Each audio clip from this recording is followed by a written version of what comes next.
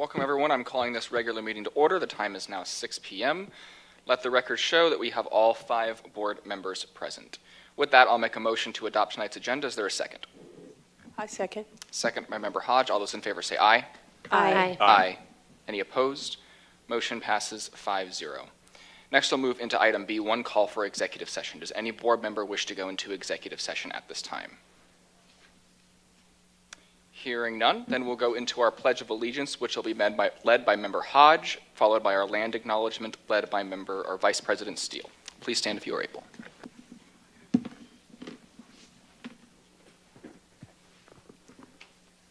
I pledge allegiance to the flag of the United States of America and to the republic for which it stands, one nation, under God, indivisible, with liberty and justice for all.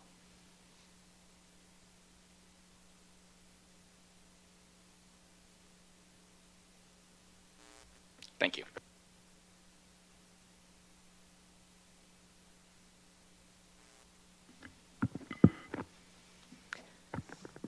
Tempe Union High School District acknowledges that our community of schools is located on the ancestral lands of the Akmal, Odom, Pima, and Peeposh Maricopa indigenous peoples who have inhabited these lands since time immemorial.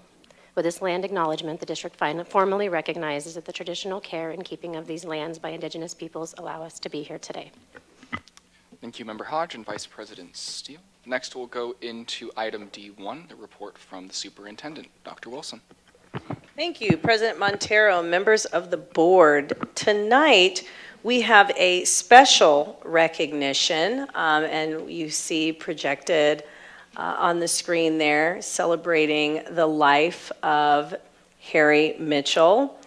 And so Board Member Hodge and I have a few words to share in honoring him.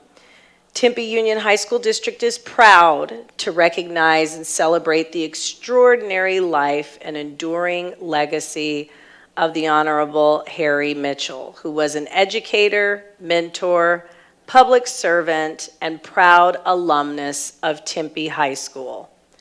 A member of the class of 1958, Mitchell distinguished himself as both a student leader and athlete before returning to his alma mater in 1964 to teach American government and free enterprise. For the next 27 years, he inspired generations of students. You'll hear from one former student in a minute, teaching not only the importance of civic responsibility, but also the values of integrity, compassion, and service. His connection to Tempe High extended well beyond the classroom.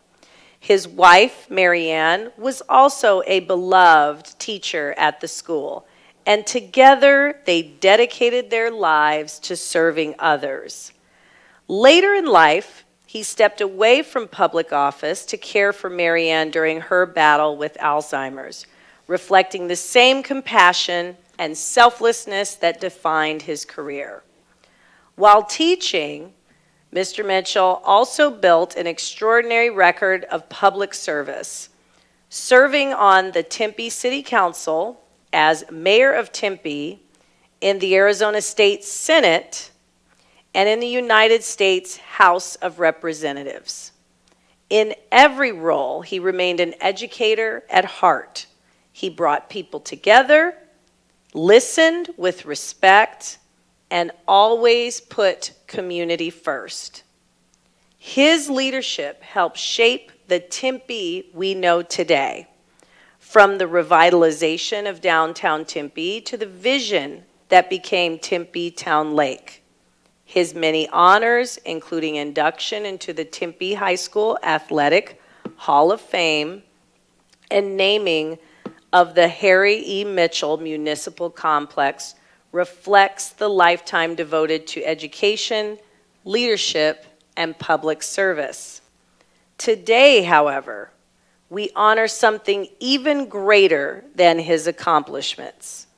We honor the example he set, that one person can change a community through kindness, humility, integrity, and a lifelong commitment to serving others. With profound gratitude and admiration, the Tempe Union High School District recognizes Congressman Harry E. Mitchell for his lasting impact on our students, our schools, our community, and the state of Arizona. And now I'm going to pass it to Board Member Hodge, one of his former students, to share a few words. Okay. It's a privilege to honor the life and legacy of Mr. Harry Mitchell, who was not only my teacher, but also a valued mentor and friend. I was also fortunate to be taught by his beloved wife, Marianne Mitchell. I had a Mitchell for 4 straight years in high school. Mr. Mitchell helped inspire my love for civic engagement and public service. I proudly worked on his campaigns for Arizona State Senate and the United States Congress. Later years, he encouraged and supported me when I ran for my first election office on the Tempe Union High School District Governing Board, and again when I ran for and was elected to Tempe City Council. Mr. Mitchell believed in me and encouraged me throughout my journey in public service.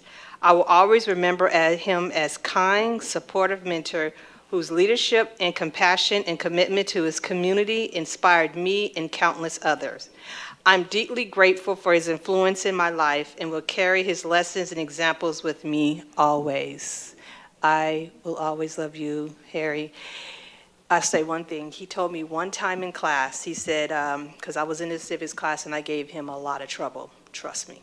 And he told me, he said, you're going to end up in politics or in prison or both. And I hope that you go in politics before you go to prison. So I have never went to prison yet, but I said yet, but I did go into politics. So thank you so much, Harry. Thank you, Member Hodge. And I just have to give a special shout out to the person I give the title to as the Tempe High School historian, Dave Denai, who got us these photos and helped us put this together. So Dave Denai, thank you. We appreciate you, and I always know that I can come to you and you can get into those Tempe High archives. I know you still have those, so thank you so much. And board members, that concludes my report. Thank you, Dr. Wilson and Member Hodge. Next, we'll move to public comment. This is the time for the public to comment. Members of the governing board may not discuss items that are not on the agenda. Therefore, action taken as a result of public comment will be limited to directing staff to study the matter or scheduling the matter for further consideration and decision at a later date. In accordance with policy BEDH, each speaker will be given 3 minutes. Our first speaker is Amber Shandy.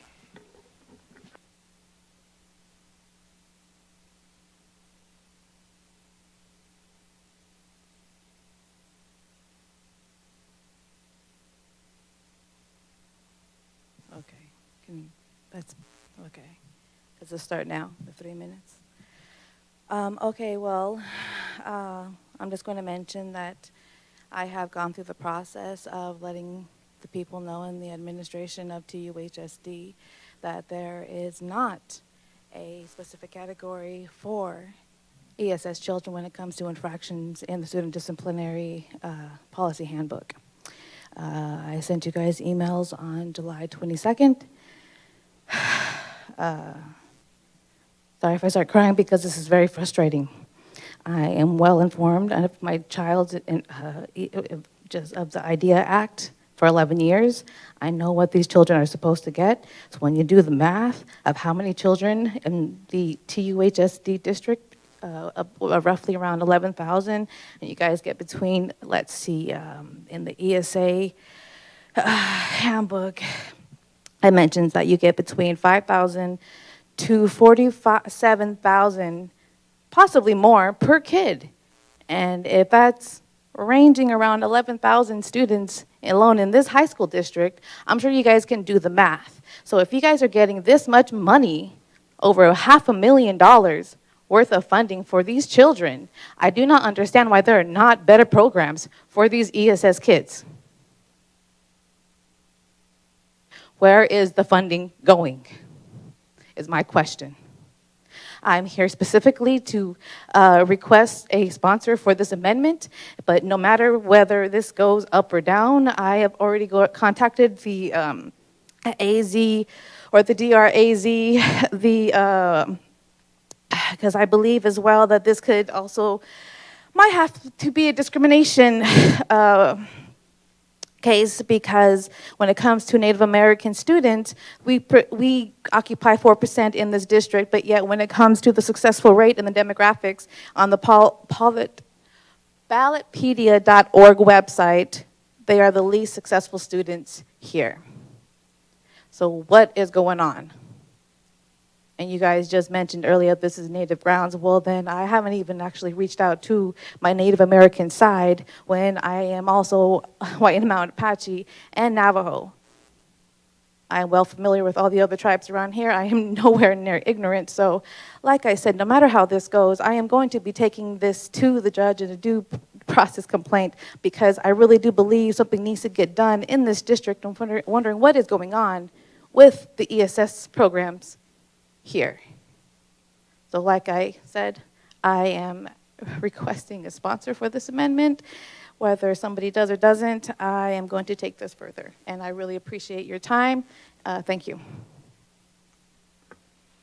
Thank you.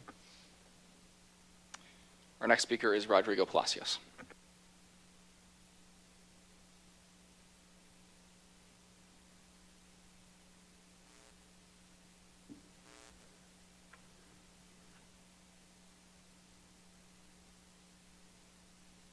Good evening, Superintendent Dr. Wilson, President Montero, members of the board, executive staff. My name is Rodrigo Palacios. I am proud to serve as the president of the Tempe Secondary Education Association. And I just wanted to take a few moments to welcome everybody back. On behalf of TSEA, welcome educators back, welcome families back. And especially the reason we're here, right? Welcome students back to a new school year. We're entering a new school year filled with possibilities, will be filled with challenges as well, right? I get to commute to work every single day with a freshman at Tempe High. So I get to have the joy of having my oldest be with me. And experience high school and experience the community at Tempe High. I wanted to first also thank the board and thank Dr. Wilson for the wonderful words for Harry Mitchell, who is a paragon of this community and who is a huge influence on all of us at Tempe High specifically. And wanted to send out a message very quickly to our teachers, our educators across the district, whether you're classified, whether you're certified, whether you're administration, right? As we begin the school year with all the energy of a new school year, I want to remind everybody that rest is resistance, that taking time for ourselves is important, especially in the go, go, go culture that we live in. That joy is resistance, that finding things that we love, people that we love, community that we love is important. And finally, I want to send a message to all of our students, the thousands and thousands of kids that go to every single school here, right? And that is that literacy is resistance. In a world filled with reels and 15-second sound bites, in a world where, in a country, in a society where we are hearing that only 46% of adults are functionally literate, your ability to read is resistance and becomes more and more important every single day. And with that, I want to welcome everybody back to a new school year. I hope you make it an awesome one, and I hope you make memories this year. Thank you. Thank you. And that concludes public comment. Next, we'll move on to our consent agenda. Is there any discussion before Member Gutierrez Miller? Yes, I would like to pull for separate consideration consent agenda item F3. Okay. So then with that, I will make a motion to approve consent agenda items F1, F2, and F4 through F14. Is there a second? A second. Second by Member Hodge. All those in favor say aye. Aye. Aye. Any opposed? Motion passes 5-0. And then next we'll go to item F3. Member Gutierrez Miller. Thank you, President Montero. I recognize that this request, it's a request for travel, and I recognize that it may have been made before Member Barraza decided not to seek another term. And I definitely don't want to assume that it wasn't revisited after that decision. But our responsibility is to consider that the request is based on the circumstances before us today. As a board, we've generally honored the understanding that each member would attend no more than one out-of-state conference each school year. And while that's not a formal policy, it reflects the fiscal discipline that we have exercised historically. If we're going to make an exception, I think there should be a clear and compelling benefit to the district. And I also think it's appropriate to consider the return on an investment. With a term coming to an end, there is naturally less opportunity for the district to benefit from the learning over time. And it's not necessarily a reflection on any individual member or their service, but it's just simply one factor that we should consider in a formula of expenditures.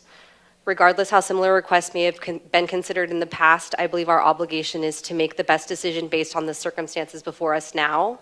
And at the end of the day, it's a question of stewardship. When we're spending taxpayer dollars, I believe we have to ask whether the expenditure is necessary, whether it provides a meaningful benefit to the district, and whether we're applying our expectations consistently. So based on those principles, I will support the two staff. I would like to amend this item, and I would support for the two staff members to attend the conferences that are outlined.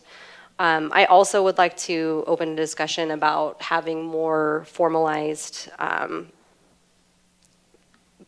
a policy so that we can more equitably review and apply consistent standards. Thank you, Member Gutierrez Miller. Did you have a motion? I do. So my motion is to amend the existing, to amend F2, to approve travel for Warren Cole to travel to Dallas, Texas, and Christy Doty to travel to Nashville, Tennessee for the dates outlined. Okay. What?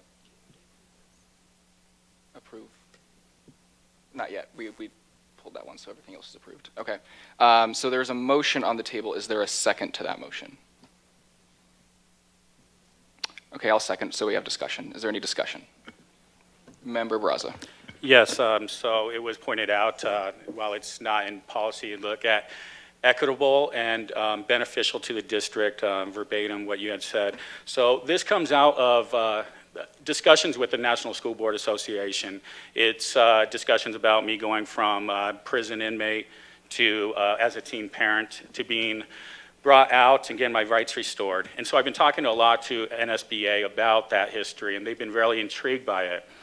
They asked me to come to speak to their board a couple of times, and they said, can you make the CUBE conference? That would be the best, or the additional one in December. And I said, well, I can't do the December one. I think the CUBE one would be beneficial. This would be the first time I ever attended CUBE in my 8 years. I've never been someone that's been accused of not utilizing school funds for inappropriate reasons, never once.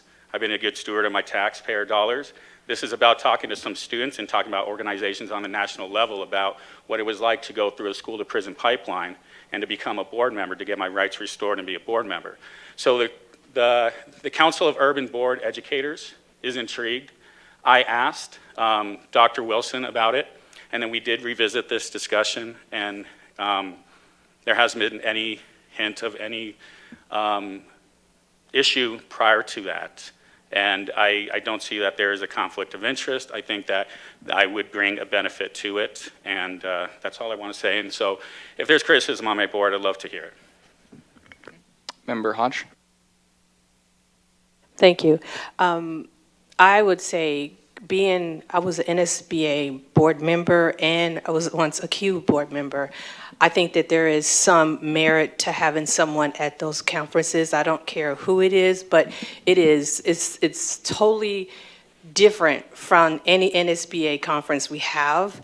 And the kind of kids that we represent in our district, the information that has been given, I think that we do need a board member to go. No one else signed up for it, so I don't have a problem with sending the same board member twice if that's what, to have someone there. But I just believe that CUBE is, and I'm the board member who usually does go to CUBE, and it's one of the most important board conferences you can go to because you learn so much more about your urban and your minority students that you don't get in normal conferences. So I am voting for Board Member Barraza to go and bring back more information because, as I said, I usually do go, and this is one of the years I'm not going to be there. So that's all I have to say. Thank you.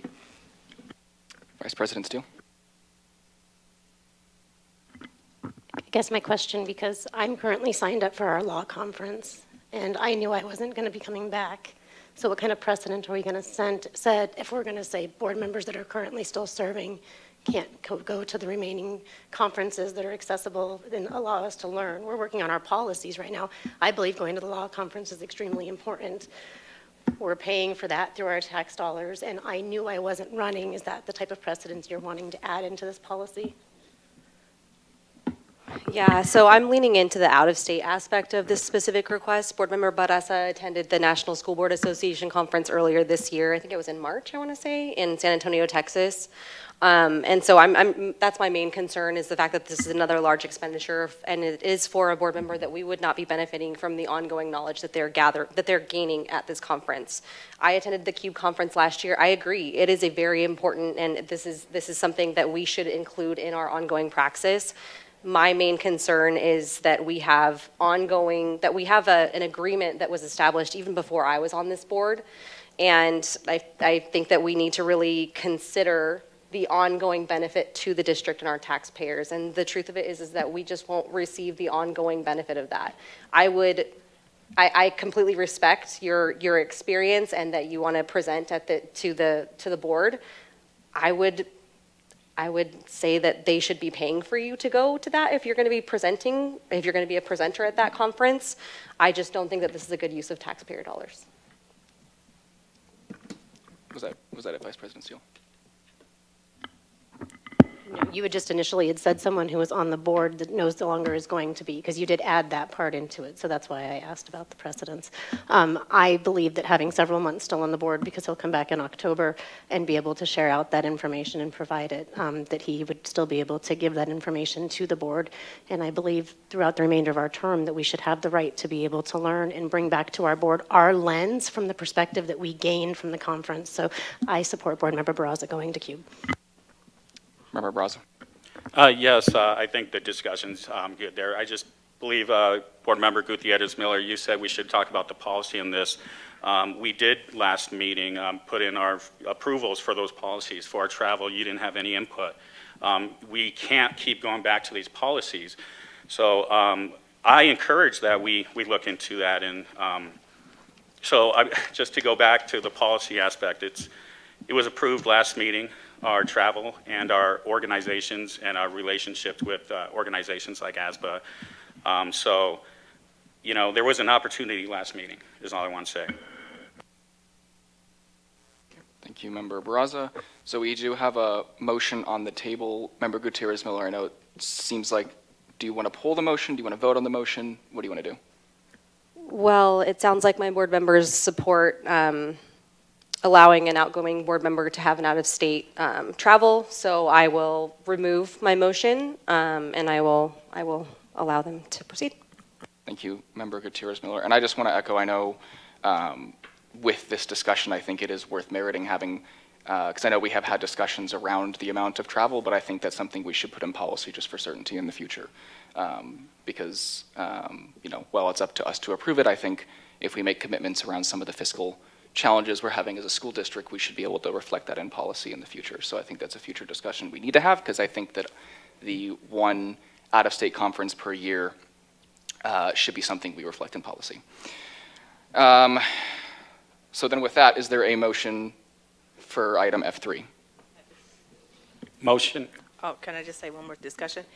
I totally agree with you on the fact that we should have that in policy, but if we don't have it in policy, that's just like a head nod, and that doesn't mean that that has to be policy. So I think that what we're doing right now is the correct way, because we haven't set a written policy around it. That's just been word of mouth. In the past, before you came on the board, there has been times where there's been one board member go to 2 different conferences in the same year. So I don't feel that this should be something we do differently. And the fact that we have had outgoing board members go to conferences out of state in the same year. So the reason why I go back towards, I don't think that we should, if we're going to do it, we have to do it correctly and have it written in policy before we make it an agenda for someone else. So that's why I'm supporting for him to go to Cube. Member Gutierrez. And I second it. Oh, sorry. I don't think that past behavior should dictate future action. So yes, there may have been other board members that went in past years. However, we're dealing with today, and we're dealing with policy going forward. And so that's what I want to stay grounded in. The guiding principle since I have been on this board is one out-of-state conference. That's what I have understood. And so I just, again, think that it is not responsible from a financial standpoint to send a board member to an out-of-state conference. I am the only board member on this dais that has an existing student in the district, and I think that that should carry some weight.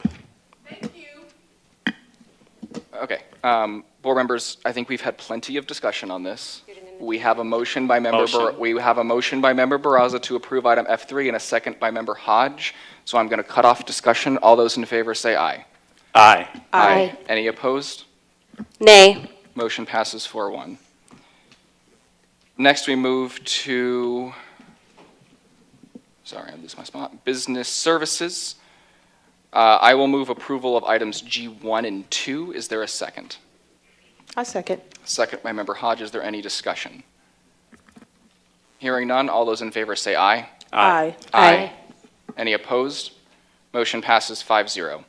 Next, we move to item H, board policies. So board members, these are the policies from the B section of the rewrite from ASBA that had some discussion from our study session and or had revisions submitted by board members prior to board prep. How we're going to do this is I will go by each policy one by one. We are going to follow Robert's rules, meaning there will be a motion and a second for the policies as presented. If a board member wishes to motion for an amendment that they have proposed, they can do that. If there is a second, we will have discussion and vote on the amendment, and then vote on the policy as presented. Is everybody clear on that? Okay. So we'll start with item H1, policy BA, school governing board operational goals. I will make a motion to approve item H1. Is there a second? I second. Second by member Hodge. Any discussion? Vice President Steele. So this is my first time, and I would like to make a motion for an amendment that I presented to the board on policy BA. Can we have it up? Or is it going to be available, or do I just read what I? Yeah. Okay. So just read what your Okay. amendment is, and then you can make a motion. So if we can pull up the policy, because currently I'm asking to add 4 words to BA. The current policy is stated, the governing board is representative of and responsible to the people of the district, and therefore should be aware of community opinions and attitudes in the community and of identified needs. I'm asking for it to say, should be aware and informed of community opinions and attitudes the district's and the district's identified needs. Did you make a motion? Sorry. I did make a motion to Use that? yes, Okay. Is there a to use second this. to that amendment? I second. Second by member Barraza. Any discussion on Vice President Steele's proposed amendment? Member Gutierrez Miller. I have a question. So the amended paragraph isn't the same as the one here, so I just want to confirm, are you adding to this existing language, or are you replacing this second paragraph entirely with this revised? The only language that should be replaced is the and informed, and then the district's identified.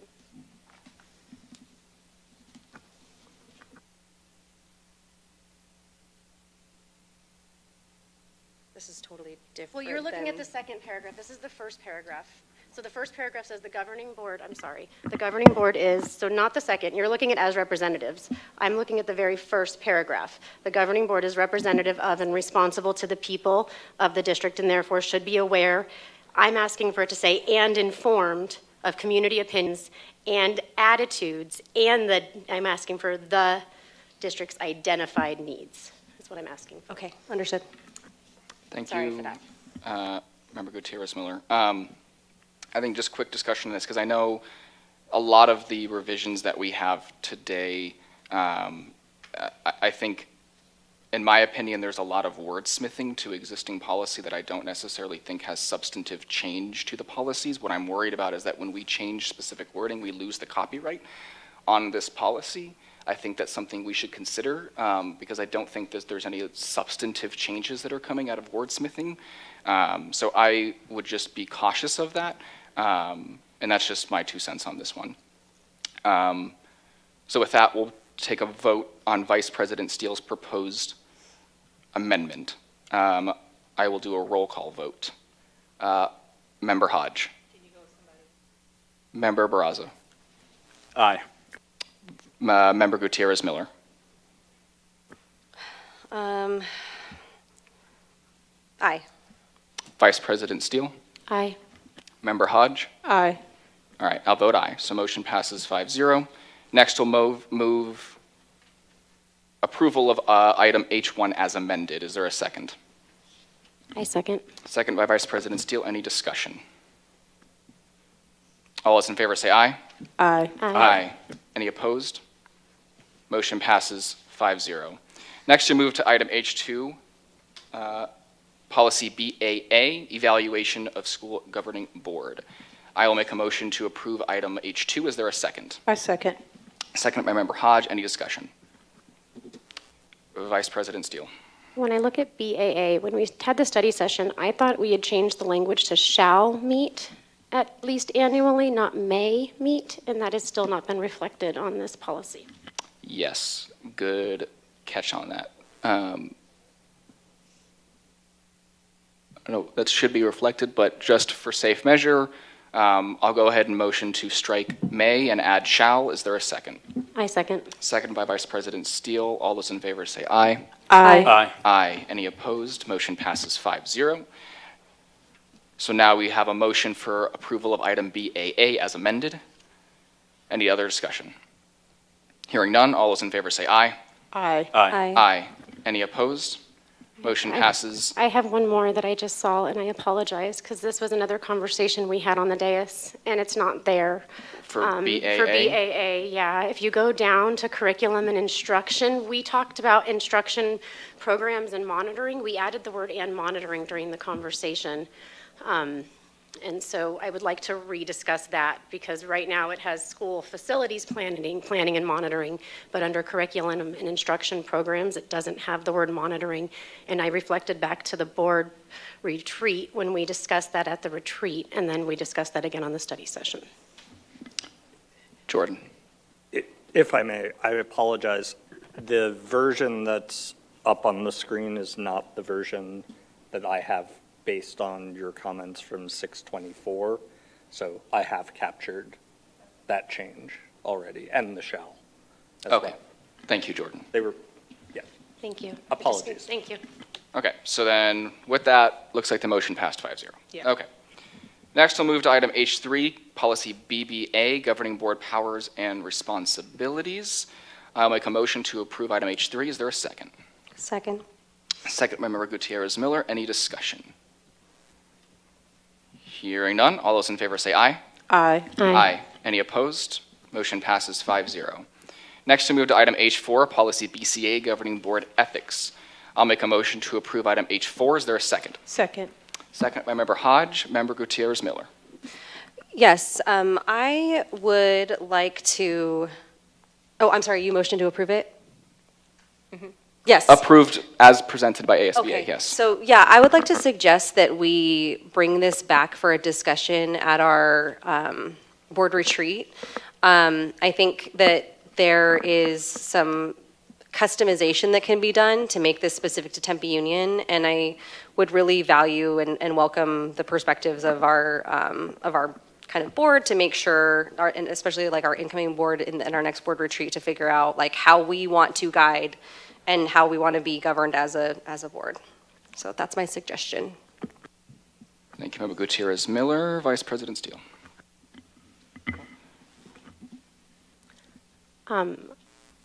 There's going to be a lot of policies that we're going to go through after I'm off this board that I don't get to be a part of. So to be going through these B policies currently and to have recommended changes sitting on BCA currently and being told that I have to wait for this to be after I'm off the board is a little disappointing. So I definitely don't support that. Member Broad. Yes, 2 meetings ago, I had asked the board for a study session on this particular item because we do need to customize this for Tempe Union. I did not want to rush this. I thought it was worth having a conversation and a study session. I was told to bring my revisions. These are my revisions. I must say that we need an ethics system for our governing board as is. There's no reason why the governing board can't revisit it next year, but I approve this with some modifications. Jordan, are my modifications a part of this, or do I need them, You have present to them? make a motion. Okay, I motion for my added, the governing board already got this language, so this would just be a motion. I motion to add to our ethics a bullet point. At the bottom, it would be, I guess, bullet point I, presumably. Governing board members shall refrain from exercising authority and influence within district staff affairs and processes. The reason for that is because, it's a superintendent's job, it's your district head's job, it's your TSA representatives to facilitate the administrative aspects. What I often see as a board member is we can get into the woods, including myself, and we can get involved. It makes it very difficult for the staff to do their job when you have someone going over their superior's head. I mean, I personally wouldn't feel good if I learned that someone was going over if I was a principal and they weren't talking to me, they were going directly to the board.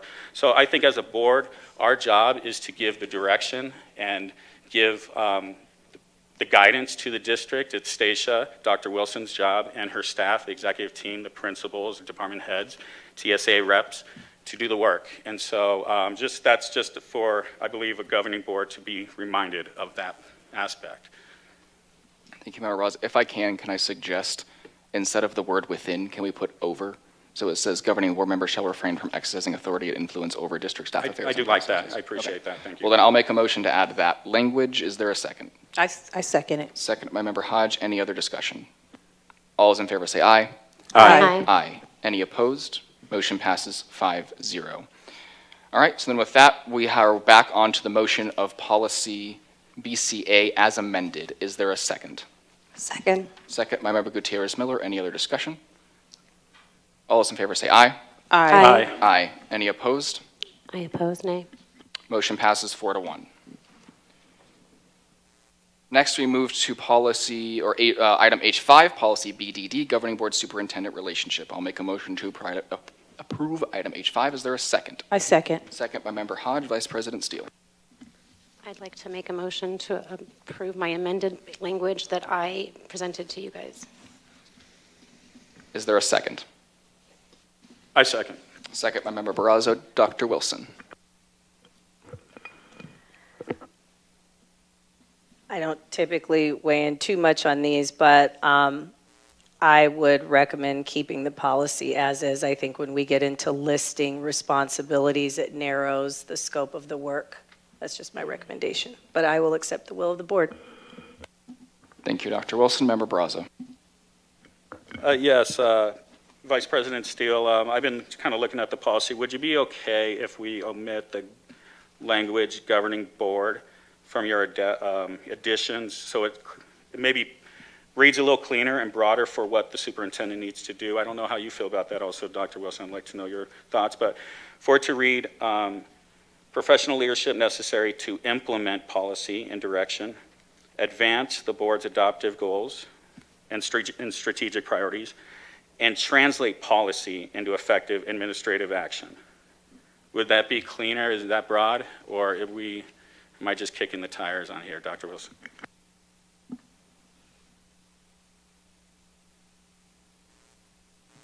basically strike out the words governing board, because of the policy, essentially. I think it's narrow if you're saying governing board policy. I don't know what that means by definition necessarily, but I do know what our district policy is. And implementing policy and direction, you know, I don't know. I would love your thoughts.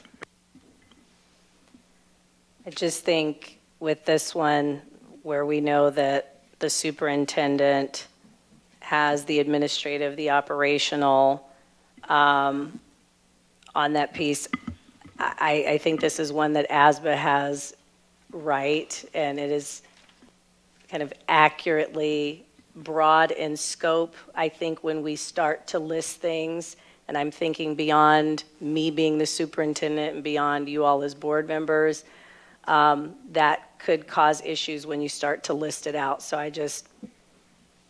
I prefer it the way it currently is, but again, I respect the will of the board. Thank you, Dr. Wilson. And I also just want to add that we do address the separation of powers between board and superintendent in policy BBA. So I think that I would concur with Dr. Wilson that the broader language that we have in BDD is appropriate. Member Hodge.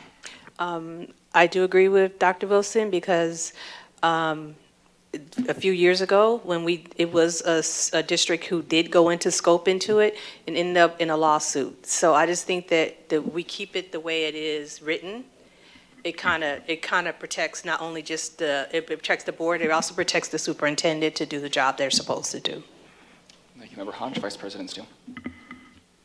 Jordan, is there any language that I would need to be worried about that Board Member Hodge just discussed?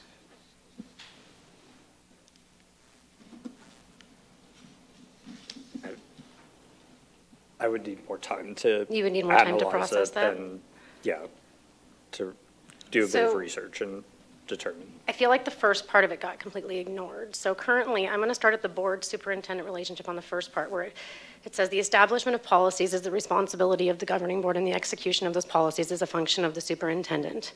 I'm trying to change it to the governing board is responsible for adopting the district's vision, goals, strategic direction, and policies, establishing priorities and desired student outcomes, and providing oversight and accountability for the district's performance. The superintendent is responsible for implementing governing board policy, and we can change that to district policy and direction and providing leadership for the administration and operation of the district.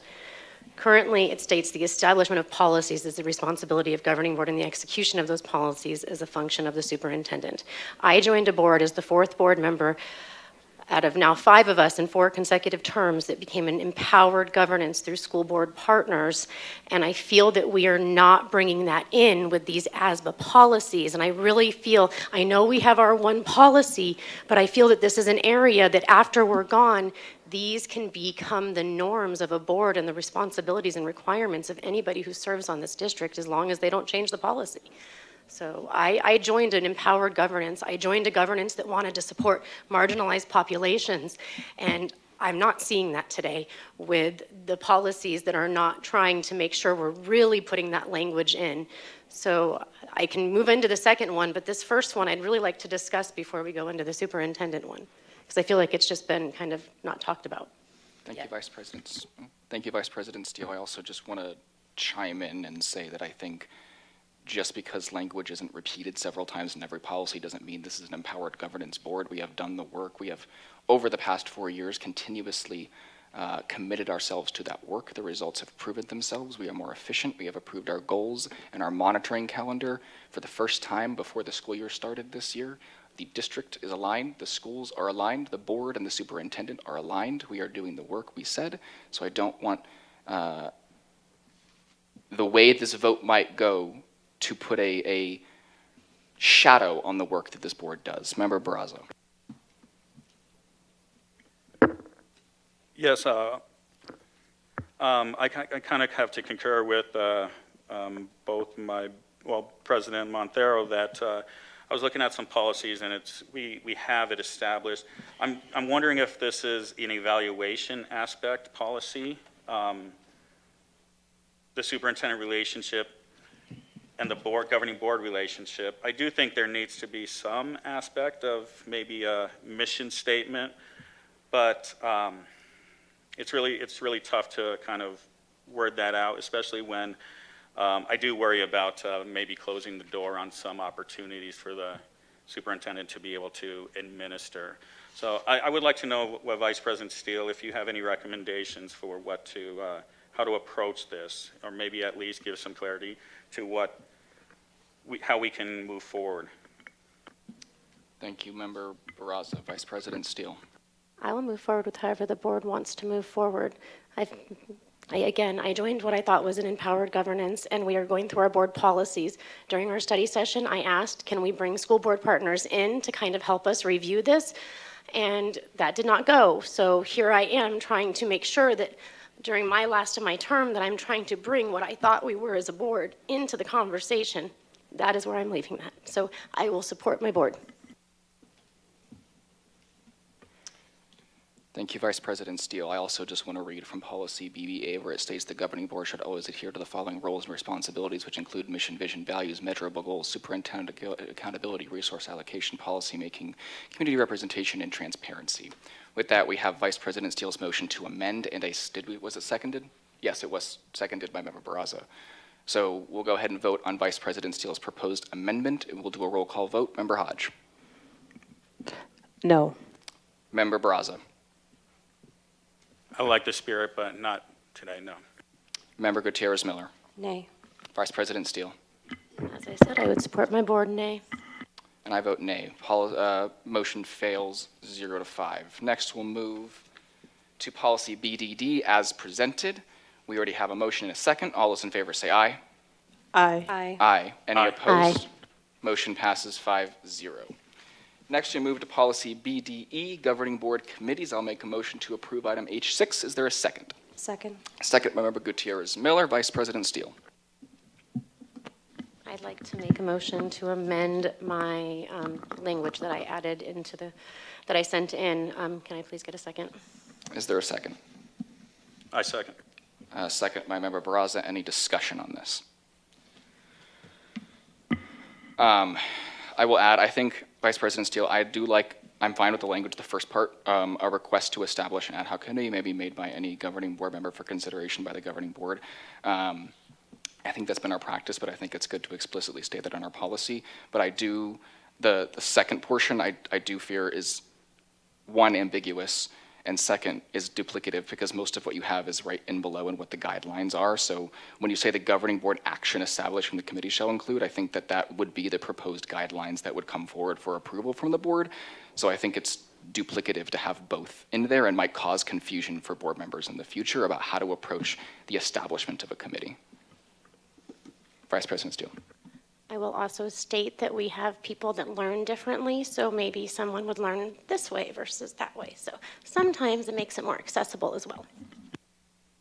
Member Barraza. Yes, for clarification, are we talking specifically the area of advisory committees, that particular language, a request to establish an ad hoc? Yes, so that one, But not the bottom portion, or not the additional, or are we, basically, okay, I appreciate that. You can scroll down a little more. I just want to make sure that I'm, okay. So Vice President Steele's revision is the governing board president, perfect, shall develop proposed guidelines for each committee. Governing board's action establishing the committee shall include the committee's purpose, scope, membership, anticipated duration, and reporting expectations. Is that part of the discussion right now? I just won't want to get ahead of myself. yes, that's what we're discussing. Okay, so with that, I like that the governing board shall develop proposed guidelines because that involves with the superintendent. I think that is the governing board president's job. I do want to add maybe a sentence, addendum to it to say the governing board shall approve. So it's understood that the governing board president shall, but at the end of the day, in order to create the committee, the governing board shall approve. The reason why I'm bringing this up is because, I worry about just sometimes an issue where a committee being started, and in the future, some board president maybe doesn't have the aspect of sympathy for a committee on balloons. Even maybe the board president doesn't like balloons, 20 years from now. If the president is responsible for developing the proposed guidelines, they can easily stifle the aspect of saying, I'm going to make it a nothing committee. And then we get into the politics. It's the aspect of preserving what we do to make sure the politics is out, to say, at the end of the day, the governing board will approve those guidelines. And that way there's a discussion. That's all I'm saying, is to make sure. Well, because it does say that. It says these guidelines shall be approved by the governing board. Yeah. Okay, perfect. It's already That's in the why I was policy. kind of getting Yes. confused. I'm looking at Amanda's revisions and staring at it. So Yeah, so they already have to be approved. perfect. Okay, that's all I wanted to make sure that it is understood and it's explicit. Thank you. Okay. Thank you, Member Barraza. Is there any other discussion on Vice President Steele's proposed amendment? Okay, well then we will go to a vote. We'll do a roll call vote. Member Hodge. I can come back if you want. Yeah, come back to me. Member Barraza. Aye. Member Gutierrez Miller. Nay. Vice President Steele. Aye. I vote nay. Member Hodge. Nay. Motion fails 2-3. Now we'll go to policy BDE as presented. We already have a motion and a second. All those in favor say aye. Aye. Aye. Any opposed? Nay. Motion passes 4-1.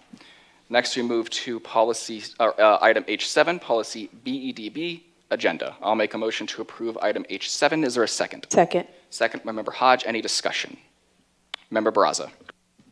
Yes, my motion to modify, you all have the information again verbatim in front of you, but to strike the paragraph, the superintendent will prepare board meeting agendas in consultation with the board president. It's at the top. So our current language reads, the superintendent may place items on the, or to strike, the superintendent may place items on the agenda, so forth, and add, the superintendent and governing board may place items on the agenda with notification to the superintendent of the particular item within 10 days prior to the coming meeting. I don't know why ASBA rewrote this, but this is our current language. I'm just saying strike it and keep our current agenda setting aspect in place. That's all. Okay. Did you already make a motion? Yes, I motion to strike the superintendent will prepare board meeting agendas in consultation with the board president and replace it with our current language.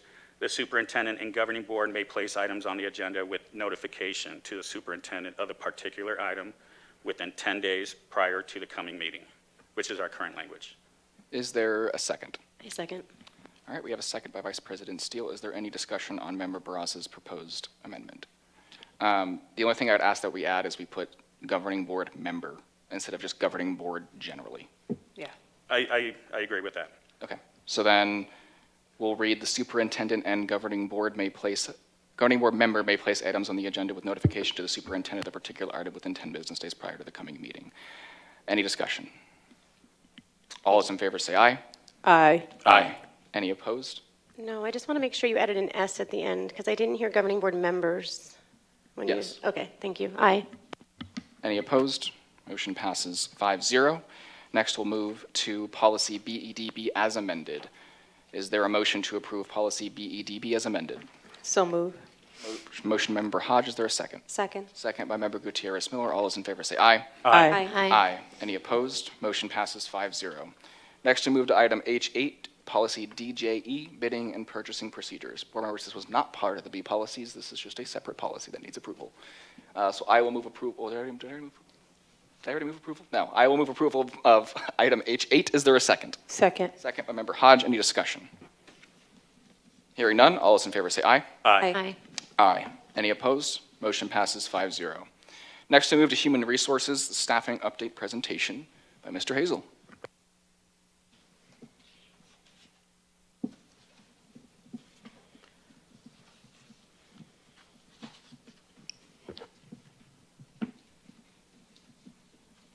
Thank you, Mr. President. On? Okay. Madam Vice President, board members, and Superintendent Wilson, I'm happy to share some data with you from our recent hiring season for the 26-27 school year. The strategic initiative that falls under Human Resources is where we are meeting the needs of current and prospective employees in Tempe Union. Our recruiting efforts, we continue to utilize various job posting websites to advertise our available positions. The traditional large-scale career fairs that were commonplace a few years ago have become not so commonplace. However, we still attend state fairs from our in-state universities. I actually was able to add Grand Canyon University this November, so that's a third one I can add. And then I'm still working on U of A, which I'm having trouble making contact. It might be because the word Tempe is in our district name, but I'll continue those efforts. This presentation focuses on our teaching positions, our certified positions. We hired 39 teachers for this upcoming school year in our spring hiring season to address our vacancies that resulted from all the resignations and retirements that we received back in May. I like distinguishing the 32 teachers there in blue because I think it speaks to our reputation and our recruitment efforts here at Tempe Union, that so many people want to join Tempe Union from other districts in the state. We also have 6 who are new to the profession, and I always get excited welcoming our new our new teachers whose first job is with Tempe Union. I always tell them that we need great people in education, and that being a classroom teacher is often not the final job title you're going to have in your career. There are many different opportunities, as displayed here tonight, where education and school districts need you and need quality people in those roles. Of the 39 people we see here in our pie chart, how many people we hired from for our different departments in Tempe Union. The 2 largest departments we hired for were CTE and math, and combined 16 of our 39 hires, and the rest were from the other departments that were fairly evenly distributed around the different departments in our district.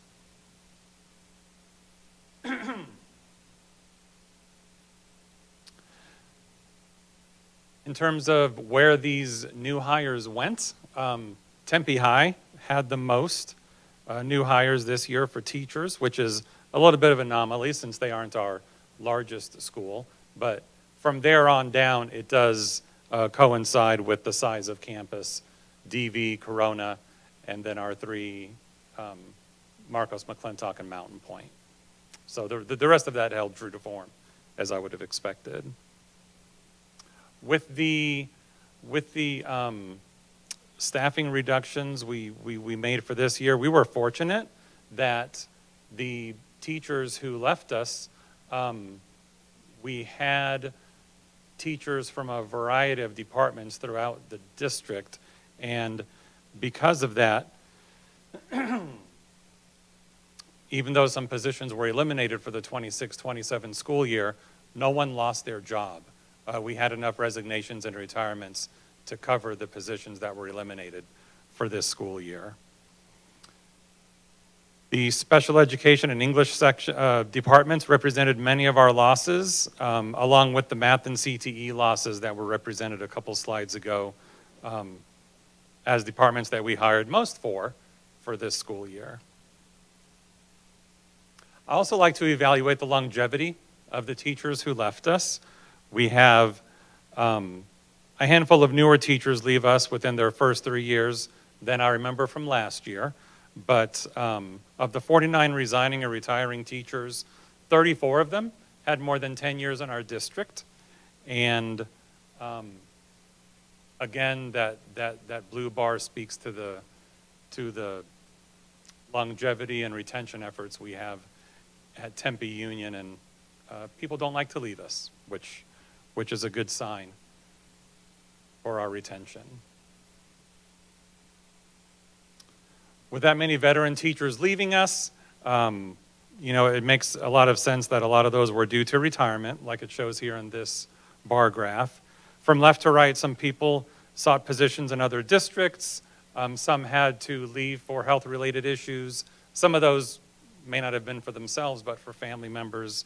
And some relocated to other parts of the valley or out of state. But again, a large majority of that was just coincidentally, a lot of us, people like myself, are around that 30-year mark, and chose to retire last year. The good news is that all of this resulted in Tempe Union currently having no vacancies for any classroom teaching positions. And that's something I was unable to report 12 months ago when we had a handful of vacancies still remaining for our first board meeting.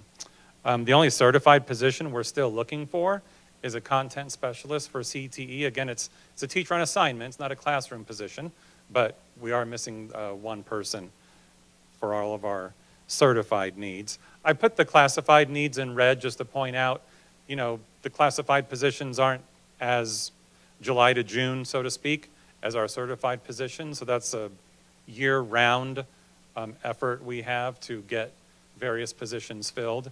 But this is where we were a couple days ago on Monday when I finalized this presentation. And I know even over the last couple days, we've improved on safety and security, on bus drivers, and on custodians. So even in the last 2 days, we're making strides here to make sure our vacancies are filled. And that concludes my presentation. Do you have any questions for me? Thank you so much. Board members, questions or comments? Member Hodge. Thank you for the comment, for the presentation, excuse me. I'm honored to see how well we do hold our teachers very well. So being a student here all the way up to being on the governing board, there has been some teachers been here with me. Is still just recently just left in the last 10 years. So that shows a testament to Tempe Union. My question is, when we looked at SPED, and that was the one that had are we losing SPED students, teachers, to what reason? Is it more for retirement, or is it more situational? Because that has been some of the kind of our questioning on the governing board for the last couple of years when it comes to SPED. So I'm just curious to know the reasoning why we have such a high number of SPED teachers leaving. I don't know special education. That doesn't be a today question. You can get back to me on that one. I can certainly research that. Just based on the large number of retirements we had, I'm assuming that's the reason, but I'll certainly follow up with you. Thank you. Thank you, Member Hodge. Vice President Steele.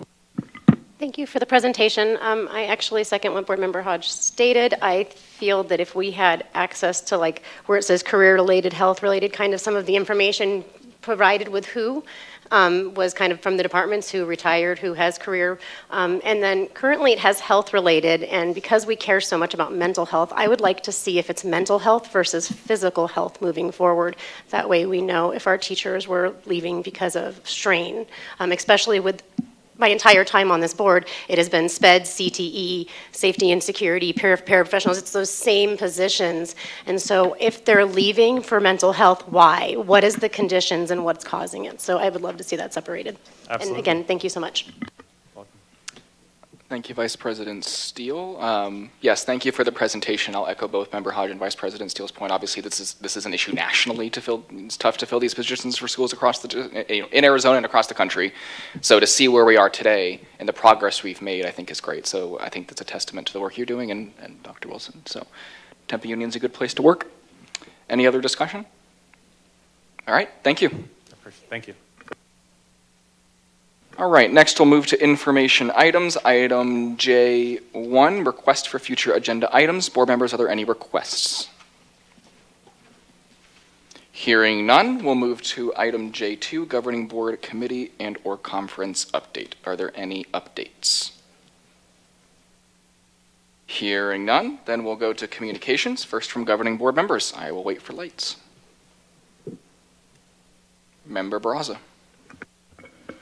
I often seem to be the one to kick it off, and that's great because I just want to say, wonderful back to school start rally. Really appreciate all the hard work. Sean McDonald, I know plant operations. We all our projects. The timeline in which we come back to school is can be a lot stressful. I saw what the weather can do to some of the projects, and I appreciate everyone under plant operations and working with our foremans to be able to work around and make sure that we have a good start to our school district. It's a completely different district from when I was a graduate 2002 as a teen parent. That's why I brought my students here too, and my son graduated in 2018 because there's a culture here, and seeing that our staff are happy here, hats off to everyone. Really appreciate it, and I'm looking forward to the fall. That's all. Thank you, Member Barraza. Member Gutierrez. Thank you, President Montero. I also want to echo that the Back to School rally was, it's always high energy. I love the emphasis that's really put into kind of amping everyone up to go back to school. It's just a really great way to start the year. So thank you for continuing that tradition. I think it's really valuable, and just your speech was extremely moving too, which I know has also translated into social media, which looks amazing, by the way. So congratulations on that. I just want to welcome everybody back as well, and just thank all of our teachers. I know we really can't fully encapsulate all of the work and the emphasis and the endeavors that you have to make on a daily basis, but I just want to thank you, welcome you back, welcome our students back, and good start to the school year. Thank you. Thank you, Member Gutierrez Miller. Vice President Steele. Thank you. I definitely want to echo what my board members stated, because the rally was amazing. The new teacher orientation was amazing.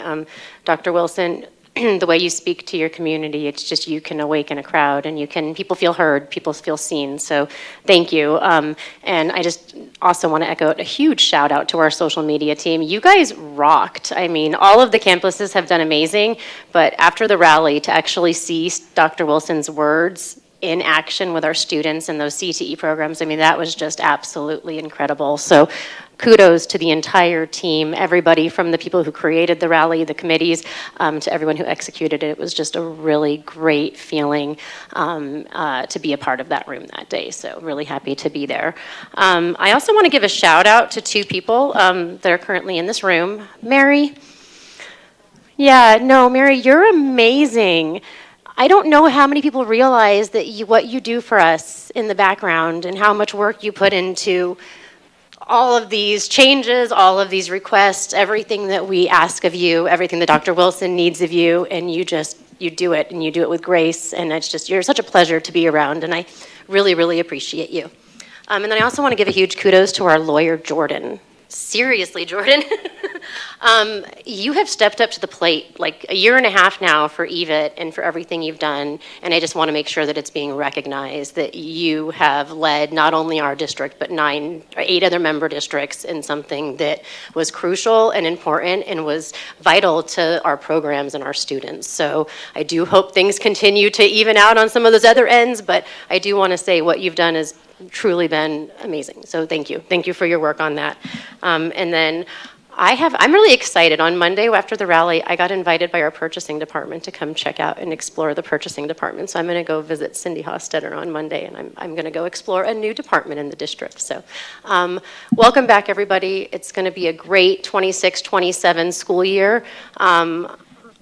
I'm not a parent in the district, but I do have a young lady who's on her last year this year, and I'm her legal guardian, and I'm super excited to watch her finish strong and be ready to graduate this year. So I'm looking forward to one final amazing 26-27 year for those in my life, and every last bit of the time that I have here. And I wish everyone a great new year. And then I'm going to read my gifts and donations. I did not forget. There's some good ones today, guys. All right. From the Gila River Indian community, and this is to Mountain Point High School. Yes, for our Circle program. It is $217,646. From the Pascua Yaqui tribe to Marcos Deniza, $60,000. From the Pascua Yaqui tribe to Marcos Deniza, $50,000. From Midway USA Foundation to Marcos Deniza, $5,000. From Arizona Sports and Tourism Authority to Marcos Deniza High School, $4,956.53. From Jeffrey Petinato to Desert Vista High School, $2,500. From the Corona del Sol PTO to Corona del Sol, $2,337.07. And to our incredible partners at the Chase Building Team, providing coffee for our staff on National Coffee Day to the district through the district office for $1,729.29. And as a coffee lover, kudos to them. And that concludes my report. Thank you, Vice President Steele. Member Hodge? Yep. Well, I want to first off say, like my other colleagues, welcome back to school. Wanted to also address that we missed one person. We missed Ben Arredondo. He passed away throughout this time, and he was a very big supporter of Tempe Union. His family went through Tempe Union. He has schools named after him, and his niece, Robin Arredondo, actually sat on the governing board right before me. So just to keep the Arredondos in our prayers and thoughts, because they have been instrumental in having a big, strong effect on our district for many, many years. So on that note, I do wish all my teachers and students, everybody, happy welcome back to school time.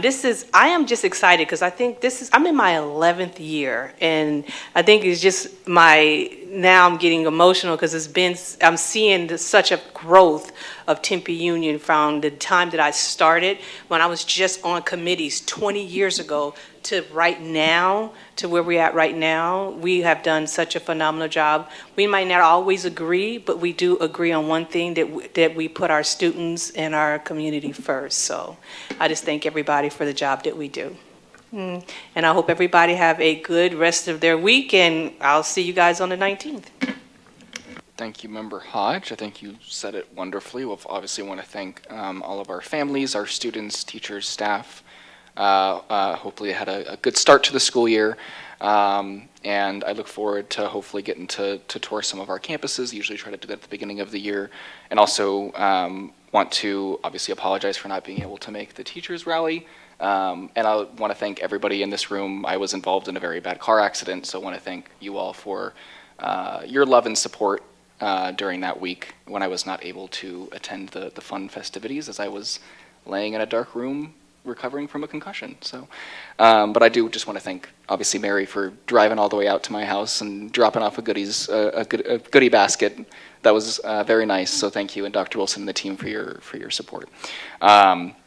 And that is all that I have. Dr. Wilson, is there anything from you or the executive team? Just before that, I will say, I got a call just before the rally started from President Montero letting me know. It felt like a teacher or in the front office. Could you please excuse my absence? I'm here in the hospital. Yeah, I know. It's okay. It's okay. But no, great welcome back rally. Thank you, board members, for your kind words. We had an amazing start to the school year, so thank you to our administrators, thank you to our teachers, thank you to our support staff, thank you to our students and our families, and I want to echo the comments about great social media happening. I say stay tuned because you're hearing some things with student voices and about friendship. So, it's more than just it's more than just school information. You do get a sense of our culture, and really some amazing things there from our students as they set the microphones up, and that was a really touching recent one about friendship and what that means. And so thank you to our community relations team for that, but also thank you to the executive team for all of their work. And as we are progressing, I'm super excited about this year and our full alignment and the work that we're going to be doing, because I believe we are all headed in that in the direction that we have carved out and our community has said it wants to go. So we all stand within the mission, and we're going to accomplish it. And I appreciate TSEA President Palacios' words about the rest, and that piece, we have to remember that as we are on the grind, and now we have started. So thank you for those words of wisdom. But that concludes my report. Thank you, Dr. Wilson. Is there anything from the executive team? Okay, hearing none. Then our next regular meeting is August 19th, 2026. With that, I'll make a motion to adjourn tonight's meeting. Is there a second? Second. Second by Member Hodge. All those in favor say aye. Aye. Aye. Any opposed? Motion passes 5-0. We are adjourned.